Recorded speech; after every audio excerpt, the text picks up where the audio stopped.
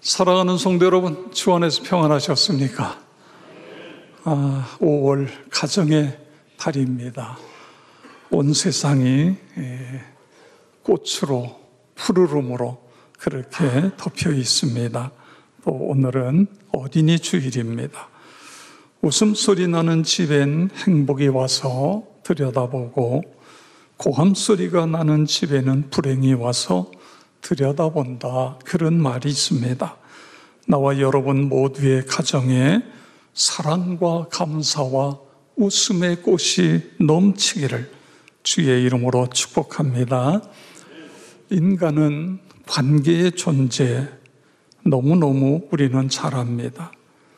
하나님께서는 우리 인간을 관계를 맺으며 살도록 그렇게 만드셨습니다. 아담과 하와가 관계를 이루며 살았듯이 오늘 내가 너를 만나 관계를 이루며 살아가는 것입니다.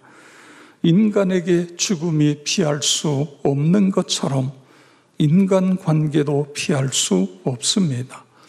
그런데 이 인간관계를 잘 맺게 되면 행복이라는 것이 우리에게 따라오게 되어집니다.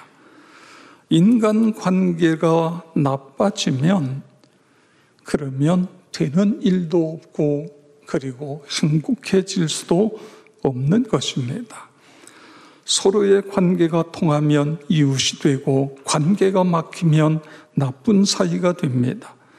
인간관계가 어떠하냐에 따라 그 사람이 천국의 삶을 살기도 하고 지옥 같은 삶을 살기도 하는 것입니다. 그런데 이 관계라는 것이 가정에서도 마찬가지 아닙니까? 가정에서 부부관계, 부모와 자녀의 관계, 그리고 형제의 관계, 이 관계 속에 어떤 그 관계의 질을 이루느냐에 따라 행복해지기도 하고 그렇지 않기도 해지는 것을 볼 수 있는 것입니다. 성도 여러분, 여러분과 나의 가정은 그리스도인의 과정입니다.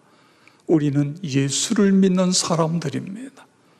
그렇다고 한다면 예수 믿지 않는 가정과 우리의 가정은 무엇인가 달라야 정상이 아니겠습니까? 여러분 어떻습니까? 여러분의 가정은 어떻습니까? 예수 믿지 않는 가정과 여러분의 가정이 다르다고 생각이 되십니까? 저는 오늘 이 말씀을 준비하면서 내 가정과 믿지 않는 이웃의 가정과 무엇이 다를까를 생각해 보았습니다. 여러분, 무엇이 다르지요? 우리 예수 믿는 사람들의 가정에는 사랑이, 감사가, 기쁨이 넘치는 것, 이것이 당연하게 되어야 된다. 그래서 오늘 우리는 이 시간에 어떻게 하면 우리의 가정이 사랑이 넘치고 감사가 넘치고 행복이 넘치는 그런 가정을 이룰 수 있을까? 가정 구성원 모두가 다 행복한 그런 가족을 이룰 수 있을까? 오늘 그런 부분을 본문을 통해서 3가지 정도를 찾으려고 합니다. 먼저는 가정에 질서가 있어야 된다는 것입니다. 오늘 말씀에 보면 각자 5장에서는 남편이 해야 될 일, 아내가 해야 될 일, 6장에 와서는 자녀가 해야 될 일, 부모가 해야 될 일에 대해서 말씀하고 있습니다. 이처럼 각자가 해야 될 일이 있을 뿐만 아니라 오늘 이 말씀 속에는 질서가 있어야 된다는 내용이 포함되어 있는 것입니다. 우리의 가정이 혼돈적인 삶을 살아가는 것이 아니라 질서 있는 삶을 살기를 하나님은 원하시는 것입니다. 하나님은 우리의 가정이 헝클어진 삶이 아니라 정돈되고 규모 있는 삶을 살기를 바라고 계신 것입니다. 왜냐하면 하나님은 질서의 하나님이시기 때문에 그렇습니다. 고린도전서 14장 33절에 보면 하나님은 무질서의 하나님이 아니시오 오직 화평의 하나님이시니라. 할렐루야. 그렇게 말씀하고 있습니다. 하나님이 창조하신 우주를 보세요. 하나님이 아무렇게나 창조하셨습니까? 아닙니다. 하나님께서는 모든 것을 조직적이고 질서 있게 그렇게 어떻게 보면 지성의 산물, 지성적인 산물이 창조다. 여러분이 창세기 1장을 펴놓고 하나님께서 창조하신 순서를 따라가 보세요. 이게 하나만 바뀌어도 이 세상이 엉망이 되는 거예요. 하나부터 6 사람을 만드실 때까지 모든 것이 질서정연하게 그렇게 만드신 것을 볼 수 있는 것입니다. 성도 여러분, 다양성 안에서의 질서, 이것이 중요합니다. 가정 안에서의 질서는 너무너무도 중요한 거예요. 가정에서의 질서가 무너져 보세요. 하나님이 그런 가정에 복을 내려 주실 수 없습니다. 질서가 깨진 가정 절대로 행복할 수 없는 것입니다. 질서가 무너진 가정에서 자란 자녀 건강하게 자랄 수가 없어요. 사회에 나가 바르게 생활하고 잘 적응할 수도 없는 것입니다. 사랑하는 성도 여러분, 오늘 우리의 가정을 점검해 보시기 바랍니다.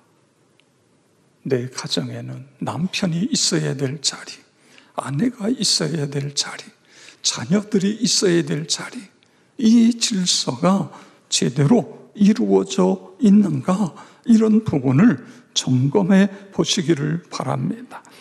성경은 우리 자녀들을 향하여 주 안에서 부모님께 순종하라고 말씀하고 있는데 우리의 자녀들이 부모님에게 순종하고 있는가를 점검해 보시기 바랍니다. 부부간에 그리스도를 경외함으로 피차 복종하라고 그랬는데 우리의 부부들이 피차 복종하고 있는가?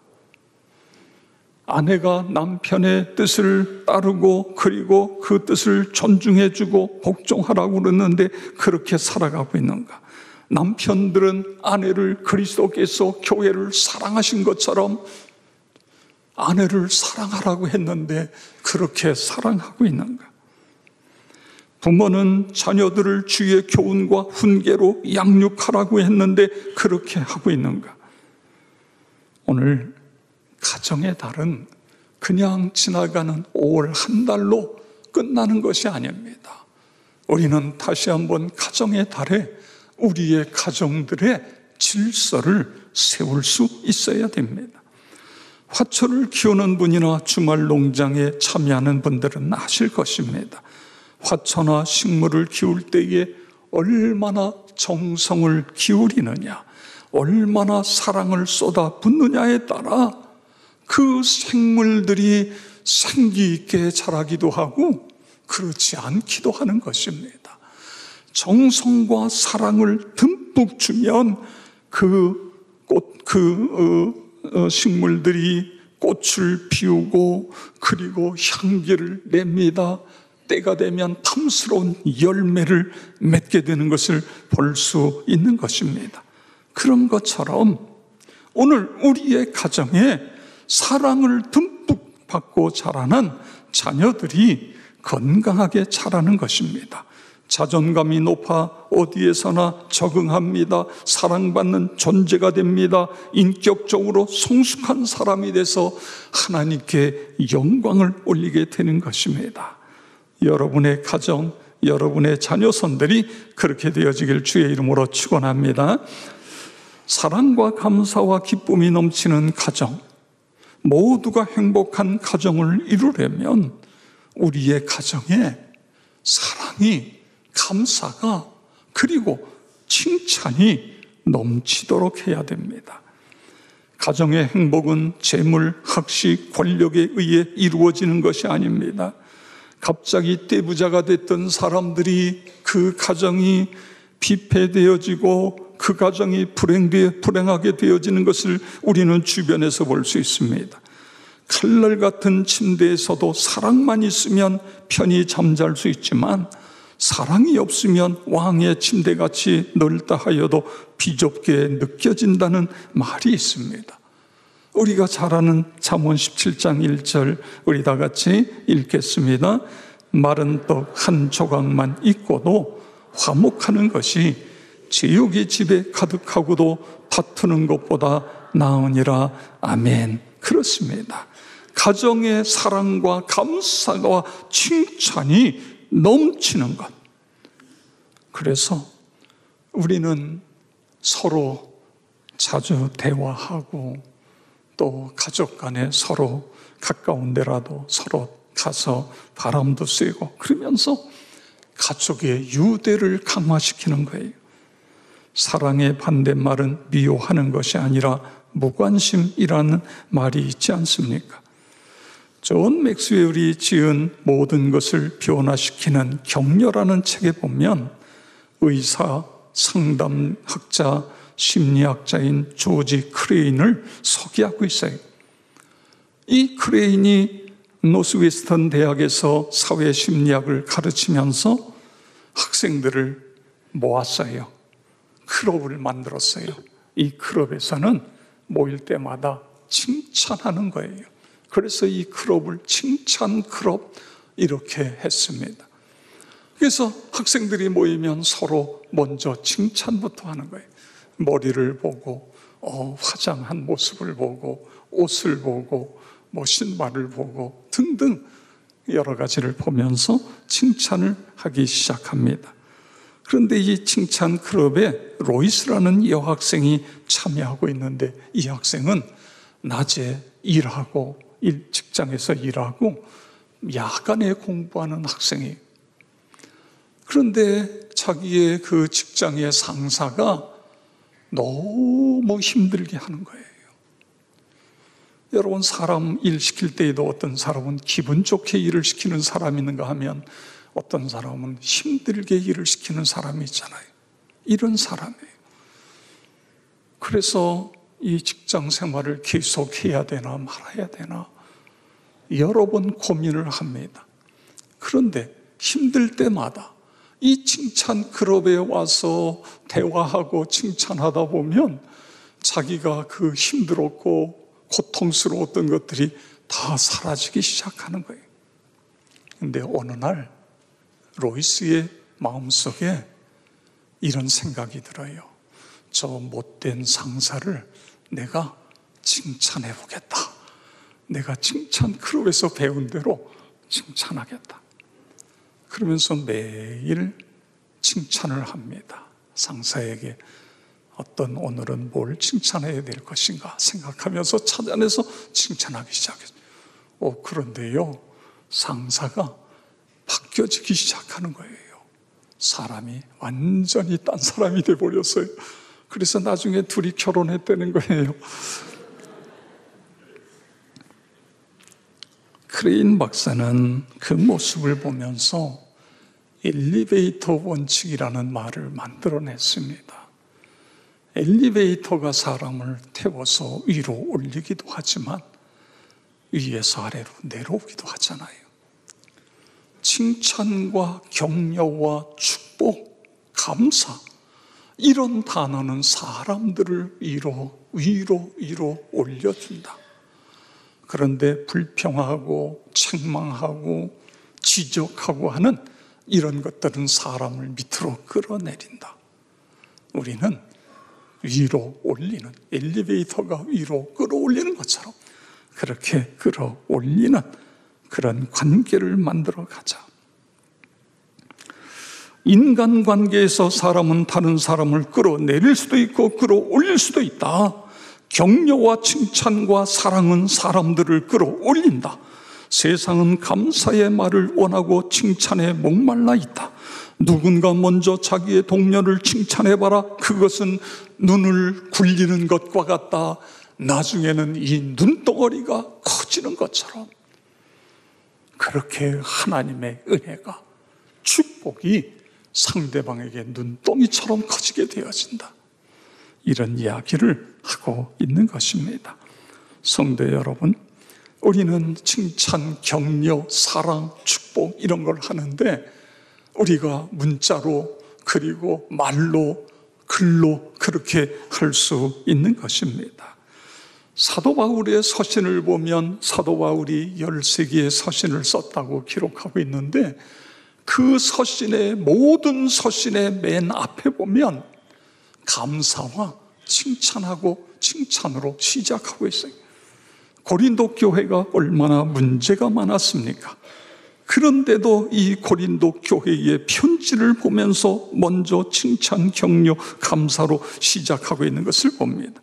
고린도전서 1장 4절부터 7절에 보면 그리스도 예수 안에서 너에게 주신 하나님의 은혜로 말미암아 내가 너희를 위하여 항상 하나님께 감사하노니, 너희를 위하여 항상 하나님께 감사하노니 이는 너희가 그 안에서 모든 일 곧 모든 언변과 모든 지식에 풍족함으로 그리스도의 증거가 너희 중에 견고하게 되어 너희가 모든 은사에 부족함이 없이 우리 주 예수 그리스도의 나타나심을 기다림이니라.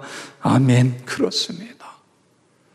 오늘 우리는 상대방의 재능을 찾고 때로는 있는 모습 그대로를 칭찬하고 격려해 줘야 됩니다. 우리의 자녀들이 하나님의 축복의 자녀가 되었다는 사실을 그들에게 깨닫게 해주면서 하나님의 자녀가 되었다는 사실을 우리는 칭찬해주고 격려해 줄 수 있어야 됩니다. 자녀들의 결정을 존중해주고 가능성의 불꽃을 점화시켜 주어야 됩니다. 그런데 이 칭찬과 격려, 축복 이런 것은 구체적일수록 좋습니다.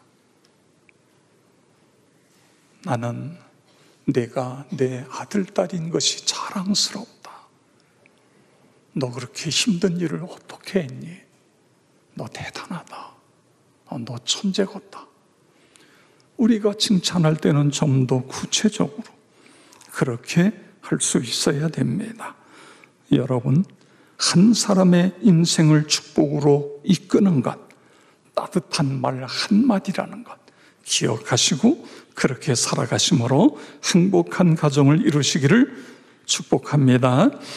그 다음에 기도와 격려로 칭찬할 수 있어요. 가정 예배나 식탁에 둘러앉아 기도할 때에 자녀들의 이름을 불러가면서 그러면서 우리가 축복의 기도를 하는 것입니다. 유대인들은요, 아기를 목욕시키면서 이런 기도를 한다고 그래요. 머리를 감기면서 이 머릿속에 주님을 경외하는 것으로 가득 차게 해주세요. 얼굴을 씻기면서 이 얼굴로 하늘을 바라보며 하늘 소망을 가지고 자라가게 해주세요. 이의 칫솔로 이를 닦아주면서 하나님 이 입으로 나오는 모든 말이 복되게 해주세요. 손을 씻어주면서 이 손이 기도하는 손 되게 하시고 이웃에게 사랑을 나누어주는 손이 되게 해주세요. 이런 식으로 기도한다는 것입니다. 성도 여러분, 기도의 능력을 믿으시기를 바랍니다. 기도할 때 하나님이 능력으로 임하시는 것을 믿으시기를 바랍니다. 우리가 기도하면 우리의 자녀들이 지혜로워져요. 사단을 물리치고 승리할 수 있는 그런 힘이 생기는 것입니다. 기도로 염려를 평강으로 기쁨으로 바꿀 수 있는 것입니다. 우리가 기도함으로 거듭나게 되고 성장하게 되고 풍성한 열매를 맺게 되어지는 것입니다. 그래서 우리는 기도로 격려하고 축복하고 칭찬하는 것입니다. 우리의 표정, 행동도 너무너무 중요하잖아요. 그냥 웃는 모습으로만 바라봐줘도 상대방이 나를 좋아하고 있구나, 나를 인정해주고 계시구나, 이게 느껴지잖아요. 부부가 서로 손을 꼭 잡아줘도, 자녀들을 품 안에 포옹을 해줘도 그렇습니다. 부모의 말은 자녀들에게 엄청난 힘이요 에너지인 것입니다. 하나님, 우리의 가정마다, 우리의 일터마다 격려와 칭찬과 감사가 넘쳐나게 해주세요. 가정 천국을 이루게 하시고 일도 천국을 만들어가게 해 주시옵소서. 그렇게 되어지기를 축복합니다. 그 다음에 사랑과 감사와 기쁨이 넘치는 가정이 되기 위해서는 우리의 가정이 믿음의 반석 위에 세워져야 됩니다. 오늘 여기 1절에 보니까 주 안에서 이런 말씀이 있어요. 4절에 보니까 오직 주의 교훈과 훈계로 양육하라, 이런 말씀인 것입니다. 오늘 이 에베소서의 이 편지를 보면서 사도 바울은 바로 예수 그리스도, 십자가에 죽으셨다가 부활하신 예수 그리스도 그 복음이 바로 사람들을 세울 수 있다는 거예요. 그 사람을 구원시킬 뿐만 아니라 그 사람을 하나님의 사람으로 만들 수 있다는 거예요. 그래서 주의 교훈과 훈계로 양육하라, 이렇게 말씀하고 있는 것입니다. 주 안에서, 믿음 안에서인 것입니다. 여러분, 우리의 가정이 어디에 세워져야 되죠? 예수님은 마태복음 7장 24절 이하에서 반석 위에 세운 집과 모래 위에 세운 집을 이야기하고 계십니다. 반석 위에 지은 집은 뭐지요? 하나님을 믿고 그 하나님의 말씀을 레마, 나에게 주신 말씀으로 내 가슴에 새기고, 그리고 그 말씀을 가지고 살아가는 거예요. 이것이 반석 위에 세워진 집이에요. 장수가 나고 말이에요. 비바람이 폭풍우가 쳐도 전혀 문제가 없어요. 그런데 모래 위에 세운 집은 어떻게 되죠? 무너짐이 심하게 되니라. 성경은 우리에게 그렇게 말씀하고 있는 것입니다. 여러분, 우리가 잘 아는 대로 자녀들은 부모의 앞에서 배우는 것이 아니라 부모의 뒷모습을 배운다는 말이 있지 않습니까? 아이들이 초롱초롱한 눈으로 항상 부모를 보고 있는 것입니다. 그대로 따라하는 것입니다. 하나님, 우리의 자녀들의 믿음의 본이 되게 해주세요. 자녀들에게 기도하라고 이야기하는 것이 아니라 내가 먼저 엎드려 기도하는 부모가 되게 해주세요. 자녀들에게 성경을 읽으라고 하는 것이 아니라 내가 성경을 붙들고 씨름하는 모습이 자녀들에게 보여질 수 있게 해주세요. 내가 성경을 사랑하고 예배를 소중하게 여기고 존귀하신 하나님의 이름을 높여드리며 살아가는 그 모습이 우리 자녀들이 보고 우리 자녀들도 그렇게 살아가게 해 주시옵소서. 가정을 가리켜 최초의 학교, 그리고 최초의 작은 교회다, 이런 표현을 쓰고 있습니다. 가정이 너무너무 중요한 거예요. 여러분 모두가 여러분의 가족이 사랑과 감사가 기쁨이 넘치는 가정 천국을 이루는데, 그렇게 되기 위해서 가정의 질서가 세워져야 된다는 거예요. 우리가 마음껏 축복하고 사랑하고 격려하고 감사하고, 그것이 가정 안에서 자연스럽게 이루어져야 됩니다. 그런데 그것보다 가장 중요한 것은 우리 자녀들의 마음속에 예수님이 살아 역사하셔야 된다는 거예요. 하나님, 우리의 가정이 믿음의 반석 위에 우리의 자녀들의 마음속에 부활하신 예수님이 살아 역사하는 그런 가정이 되게 해 주시옵소서. 그렇게 되어지기를 주의 이름으로 축원합니다.